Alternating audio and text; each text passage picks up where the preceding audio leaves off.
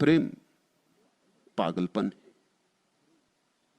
पर जिसने प्रेम जाना उसके लिए सिर्फ प्रेम ही समझदारी रह जाती है।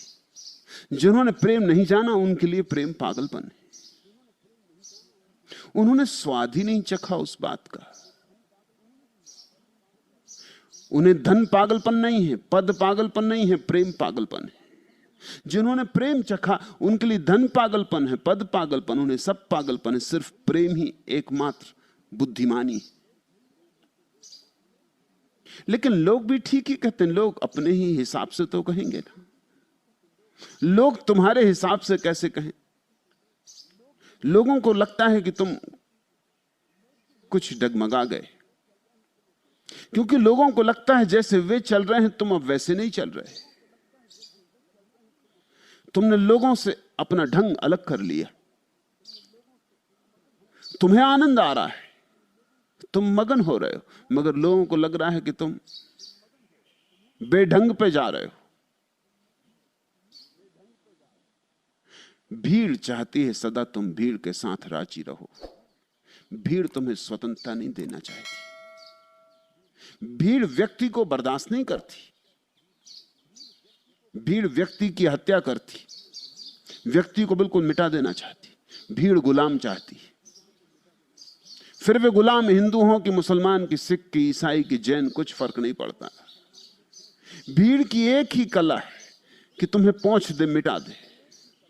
तुम तुम्हारी तरह ना रहो, तुम्हारे भीतर भीड़ प्रवेश कर जाए। तुम भीड़ की भाषा बोलो, भीड़ के सिद्धांत मानो, भीड़ का शास्त्र दोहराओ, भीड़ जो कहे वैसा करो, भीड़ जैसा चलाए वैसा चलो। भीड़ मंदिर जाए तो तुम मंदिर जाओ, भीड़ मस्जिद जाए तो तुम मस्जिद जाओ, भीड़ मस्जिद में आग लगाए तो तुम मस्जिद में आग लगाओ, भीड़ मंदिर का मूर्ति तोड़े तो तुम मूर्ति तोड़ो। भीड़ जो करे वही करो। लोग भीड़ पर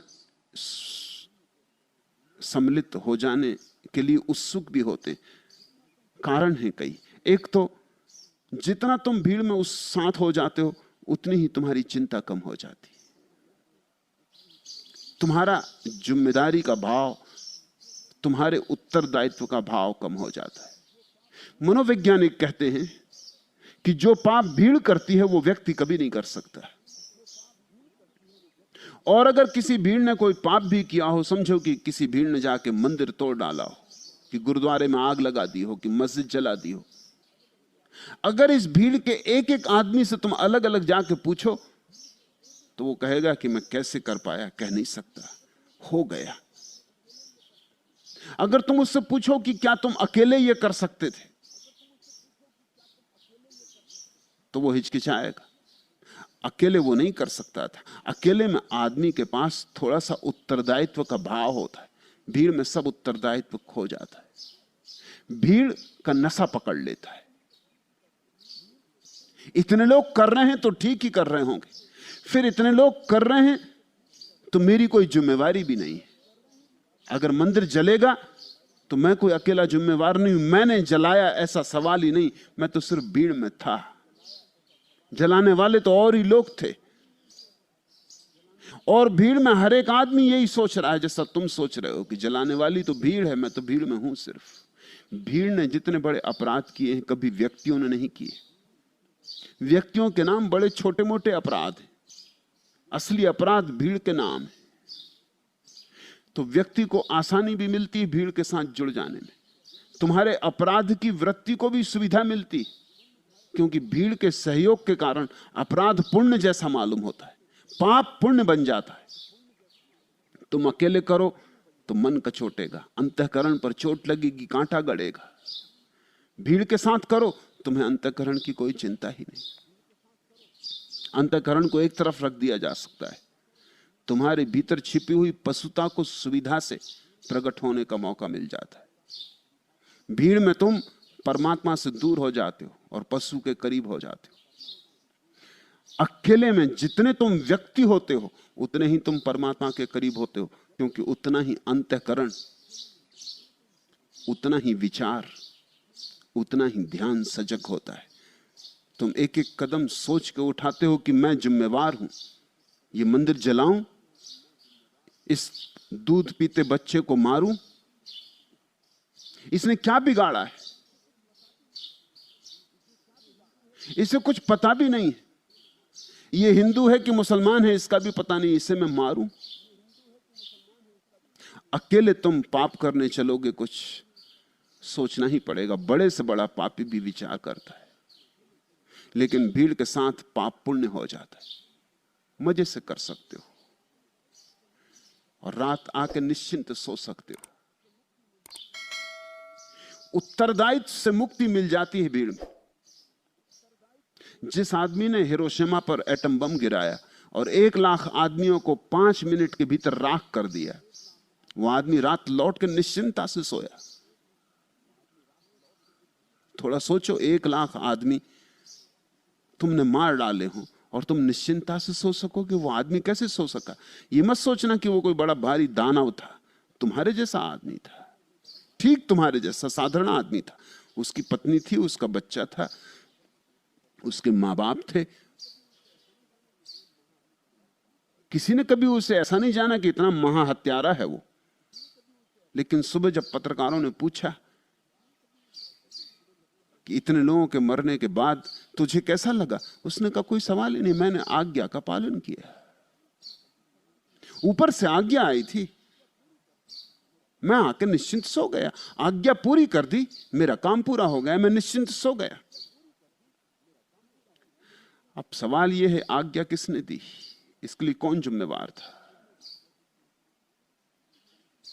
ट्रूमैन प्रेसिडेंट था अमेरिका का जब ये एटम बम गिरा।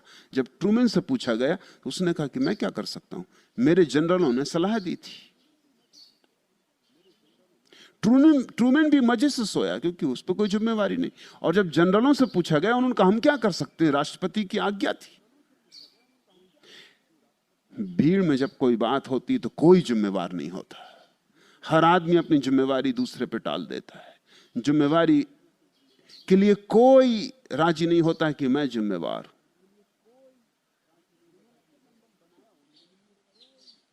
जिन्होंने एटम बम बनाया उन्होंने भी जिम्मेवारी अनुभव नहीं की। उन्होंने कहा हम तो सिर्फ विज्ञान की खोज कर रहे हैं, हमने इसलिए थोड़ी बनाया था कि तुम लोगों को मारो। हमने तो बड़ी भारी खोज की, उनने भी अनुभव नहीं किया कि हमारी कोई जिम्मेवारी।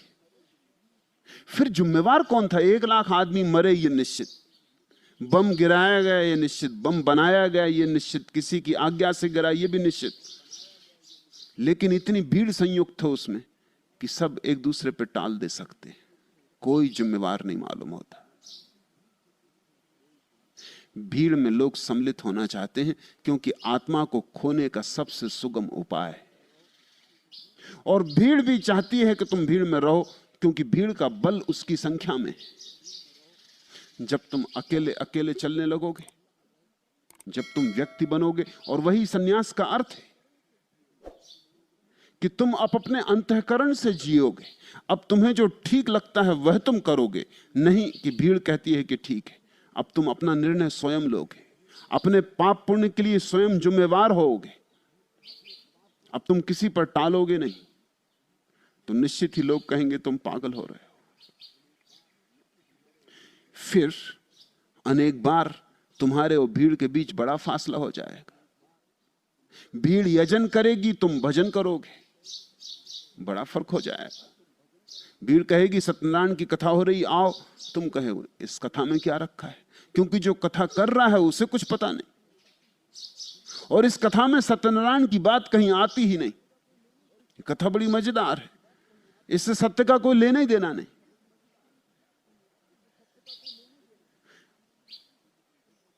तुम शायद मंदिर ना जाओ क्योंकि तुम देखोगे वहां एक पेशेवर पुजारी पूजा कर रहा है। पेशेवर कैसे पूजा करेगा? तुम शायद मस्जिद ना जाओ क्योंकि तुम कहो मस्जिद में भी कोई नहीं है, कोई प्रतिमा तो है नहीं, कोई आधार आलंबन तो है नहीं। तो जहां हाथ झुका के बैठ जाऊंगा वही मस्जिद होगी, मस्जिद जाने की क्या जरूरत है? एक सूफी फकीर जिंदगी भर मस्जिद जाता रहा, इतने नियम से मस्जिद गया 5 बार दिन में नमाज पढ़ने कि लोग ये सोचना ही भूल गए थे कि कभी ऐसा भी होगा कि वो मस्जिद ना आएगा, कभी एक आध दो बार ऐसा हुआ था तब कि वो बहुत बीमार था और उठ ना सका, तो ही। कभी गांव छोड़ के नहीं गया कि दूसरे गांव जाए और वहां मस्जिद ना हो। लेकिन एक दिन सुबह लोगों ने पाया कि वो नहीं आया। कल शाम तक तो आया था, बिल्कुल ठीक था, तो बीमार भी नहीं हो सकता।